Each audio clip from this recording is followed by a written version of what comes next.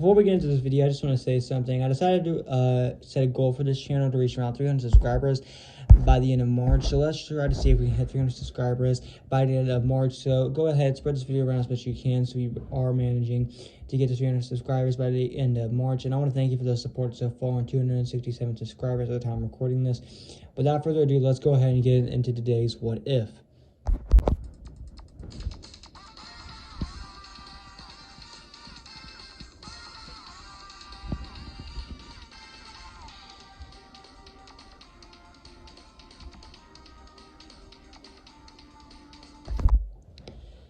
Yo, what's going on, you guys? Welcome back to another video, and in today's video we will be doing a fan request, a fan that has suggested me, being what if Spectacular Spider-Man was in the MCU, which in my opinion is an interesting idea and something no other real Spider-Man creator has ever done before. As you know, there's plenty of videos of seeing what if Tobey Maguire was in the MCU or what if Andrew Garfield was in the MCU. However, no one has ever attempted Spectacular Spider-Man before in the MCU, at least as far as I know of. So because of this, I thought about this idea, and I think it's actually a really interesting idea and how this could work. Alongside all the potential characters that we could be introduced here to Spectacular. However, we do have some problems going into this already, kind of like how Toby and Andrew were in the MCU. We already have a few problems with this. But after thinking it for a while, I do have a plan and a way to make this work to where Spectacular could be brought into the MCU.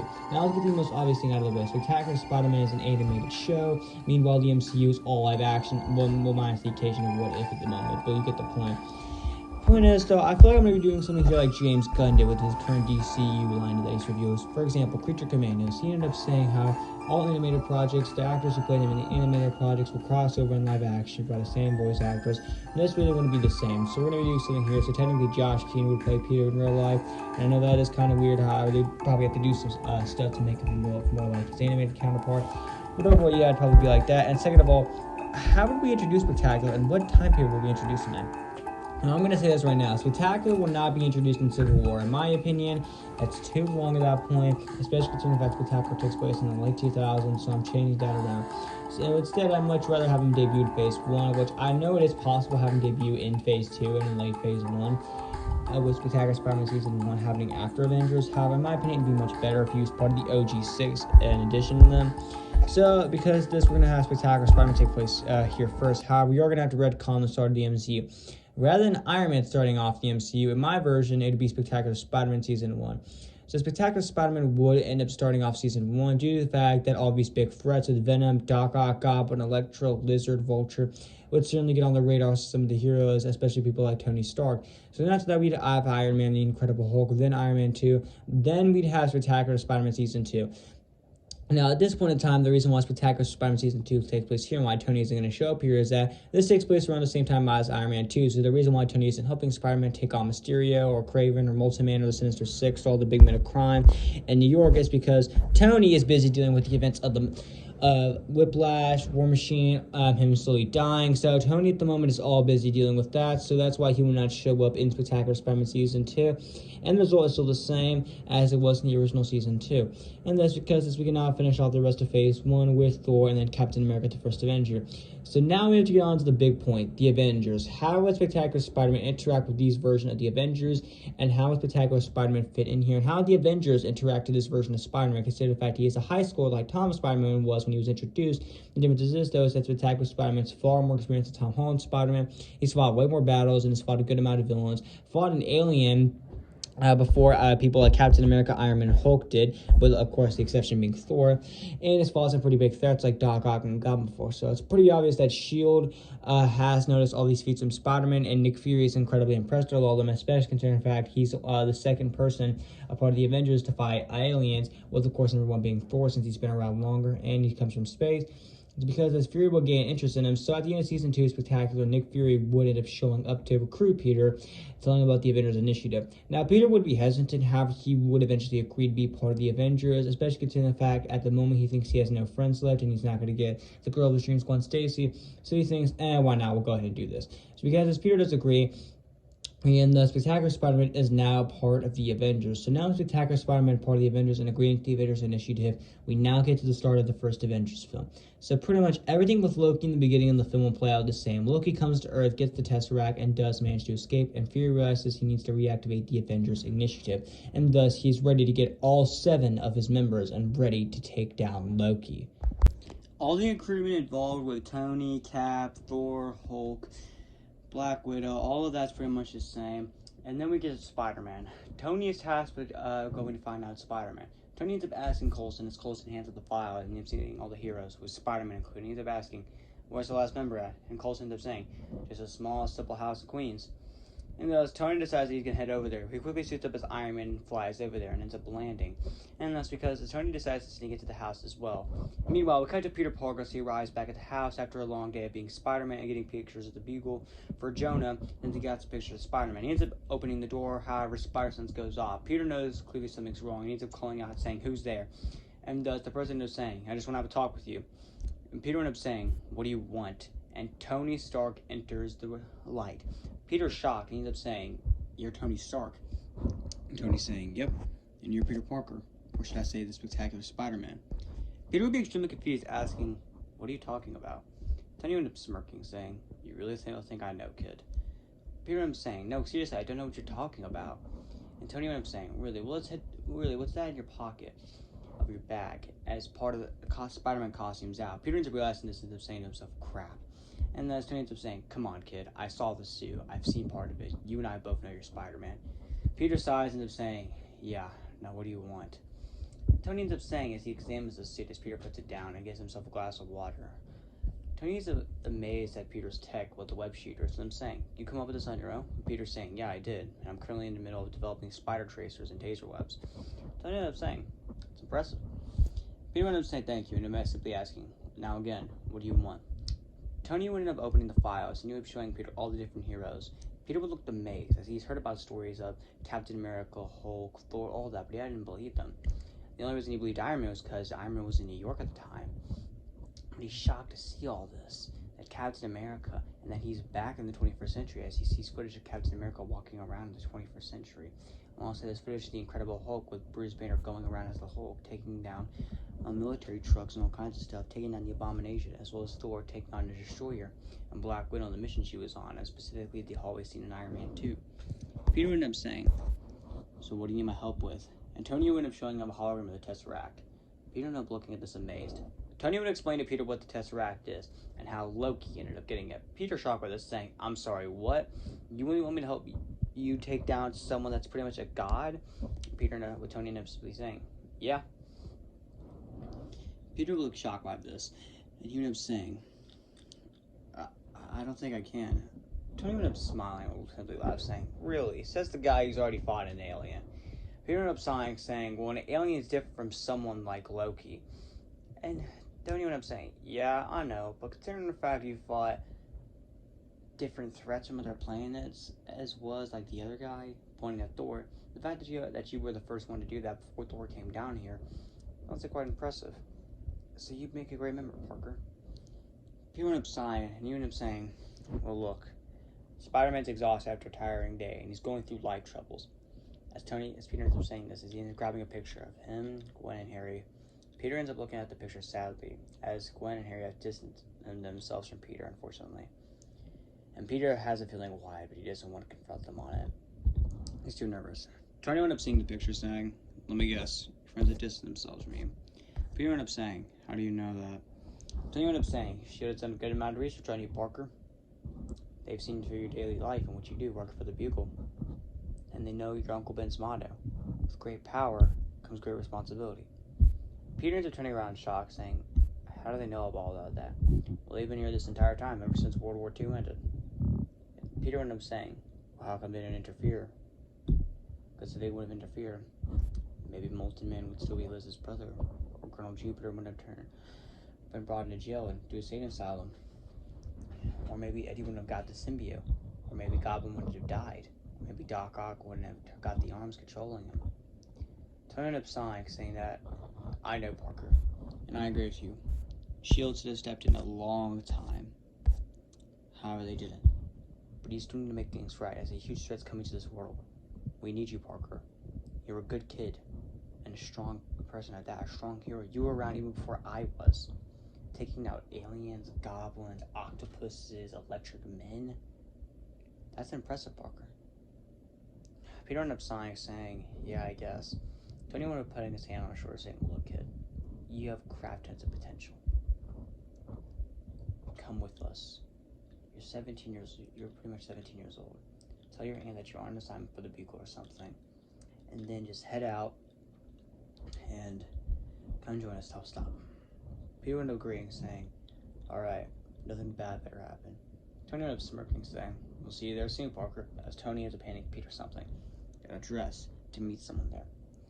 Meanwhile, we cut to the next day as we end up seeing a plane driving somewhere. We end up seeing inside of it is Captain America and Spider-Man, Peter Parker. Peter's in awe to see Captain America. Peter ends up shaking Captain America's hand, saying it's an honor to meet him. Cap ends up saying it's his honor is all ours. So then he's heard about Peter and all the accomplishments he's made, saying that he's a good kid, and he's quite impressed, fighting aliens and goblins flying around the city. And Peter went up thanking him, with him saying that the suit was actually inspired by him. Cap went up chuckling, saying, good to know. It's a good style, isn't it? With Peter saying it is. Coulson went up staring at the two heroes in awe, specifically the fact that one of them, Spider-Man, is a high schooler.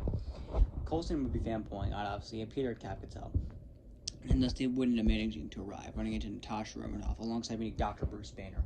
Dr. Bruce Banner and Peter went up shaking hands. Peter would say it's an honor to meet him, saying that he's listened to all of his lectures and everything talking about science and gamma radiation. Bruce went up saying that the professor is his as well, saying he's heard about him at Spider-Man as well. And Black Widow is informing them it's going to get a bit windy up here.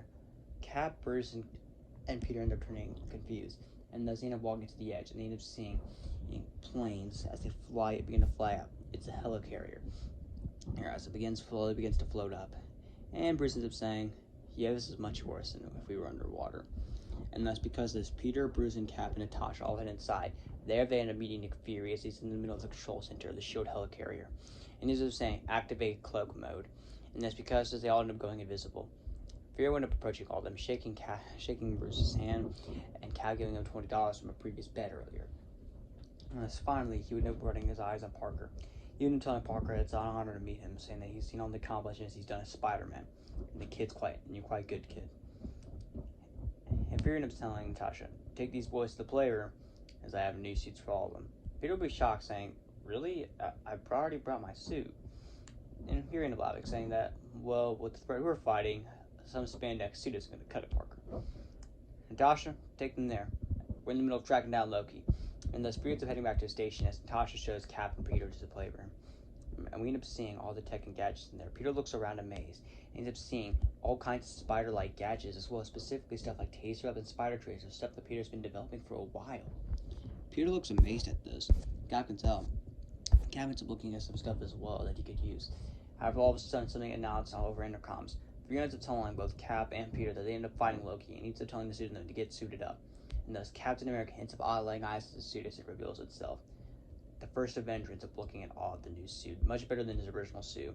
And thus, he ends up putting it on, and he grabs the shield. Alongside this, Peter ends up going ahead and fighting it suit as well. It's the Mark I armor. Peter stares in awe at it as well, and he ends up activating it. Alongside this, he ends up seeing all the tech and gadgets it has on him as well.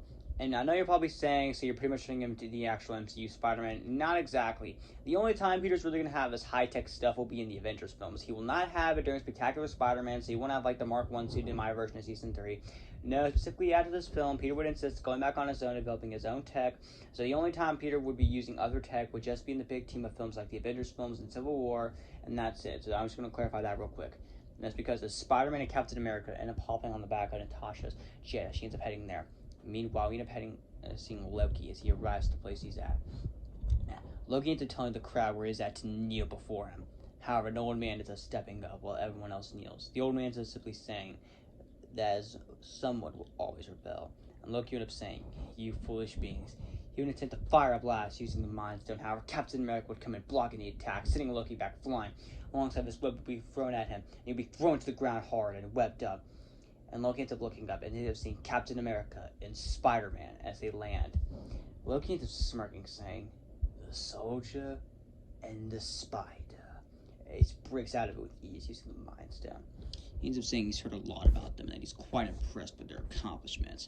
How he ends up simply saying, "Foolish beings would not be able to beat me." Spider-Man make a joke saying, "Yeah, sure, Helmet Head. That's a great helmet. Tell me, where can I get it?" This is pissing Loki off and just saying, "How dare you?" And Spider-Man's laughing, saying, "You really think that helmet makes you look serious?" It's pretty obvious that Peter's doing this to try to distract him, as Peter ends up giving Cap a signal to tell him that, and Cap gets the signal and thus he's going around trying to find a good place to attack Loki again. Loki doesn't end up realizing this, however, as Spider-Man and Loki talk. "Really, Webhead, I must say, I'm quite impressed with your accomplishment, especially taking on a symbiote. Quite a mighty beast." "Really? Taking you on won't be much of a big threat then." "They might be quite powerful, but not as powerful as me, boy." "Oh no, I'm so scared of a guy with a scepter that has a little rock in there." "Oh, you don't know who you're messing with." As Loki slowly goes closer, ready to mind control Spider-Man. Peter ends up saying now, and Cap throws his shield, hitting Loki in the back of the head. Cap grabs him, and Loki begin to fight hand-to-hand combat. Spider-Man goes around trying to whip Loki up and also gets hand-to-hand combat as well. With the Mark 1 suit as well, Peter gets an advantage as it's made out of metal, and thus he uppercuts Loki alongside Cap.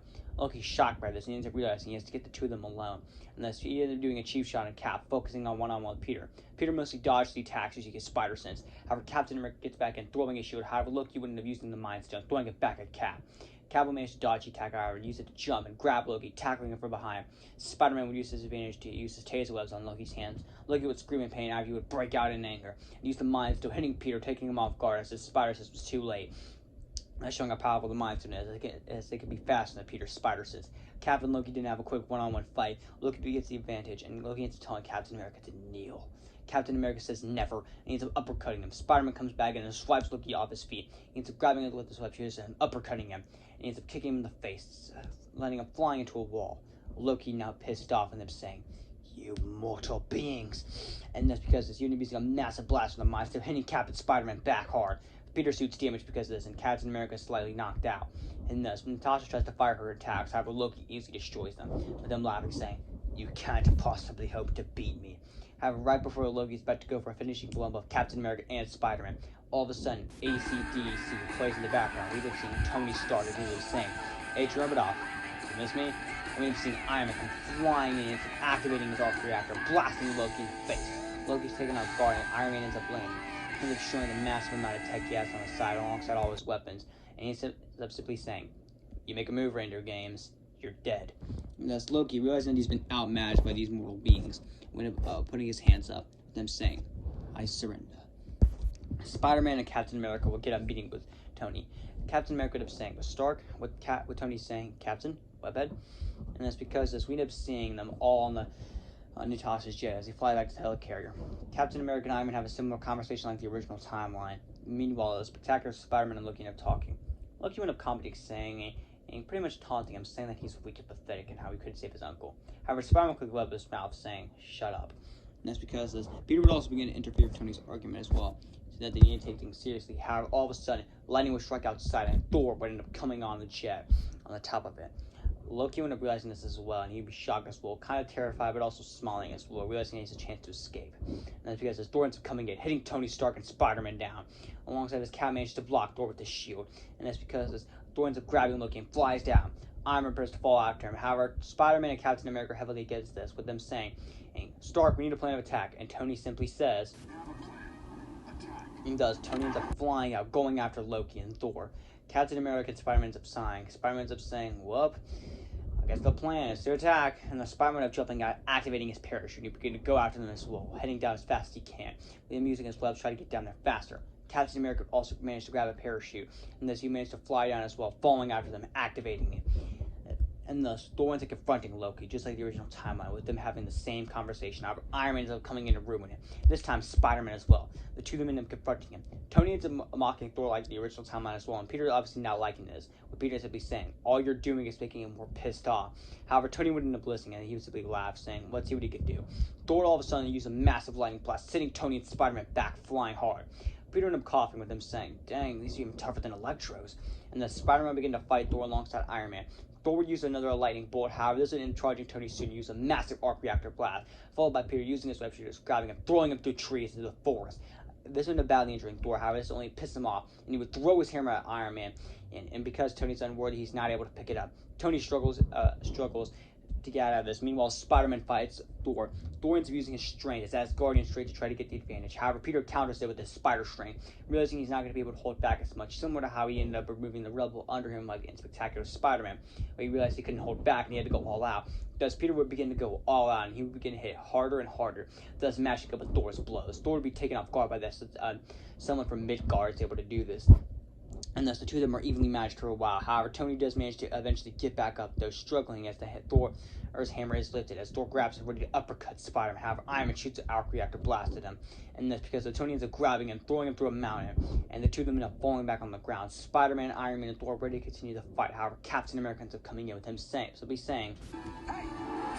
and this Captain America ends up landing. He ends up telling Thor to put the hammer down. However, Thor obviously pissed off with him saying, Spider-Man ends up saying that's a bad call, but Tony also ends up saying as well. However, Thor simply hit him, and Thor ends up saying once again.